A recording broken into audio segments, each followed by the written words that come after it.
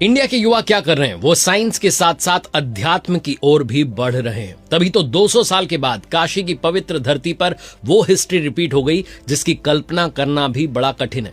महाराष्ट्र के अहिल्यानगर से आए 19 साल के देवव्रत महेश रेखे ने वो साधना पूरी की जिसे वैदिक परंपरा की सबसे कठिन साधना कही जाती है। शुक्ल यजुर्वेद माध्यन्दिनी शाखा के 2000 मंत्र, 50 दिनों का तप, दंड क्रम वेद पाठ का सबसे जटिल, सबसे कठिन रूप होता है। दंड क्रम जहां मंत्रों को सीधा और उल्टा दोनों क्रम में बिना एक भी स्वर दोष, बिना एक भी उच्चारण की त्रुटि के बोलना पड़ता है।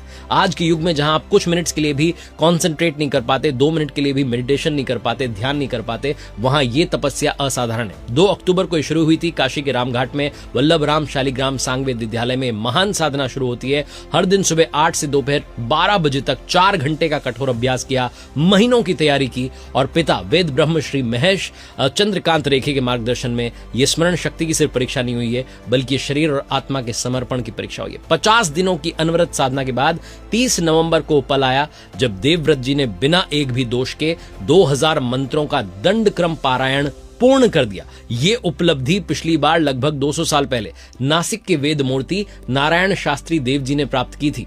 आप सोचिए 200 साल के बाद में इतिहास दोहराया गया है। प्रधानमंत्री जी ने भी कहा है कि आने वाली पीढ़ियां इन्हें याद रखेंगी।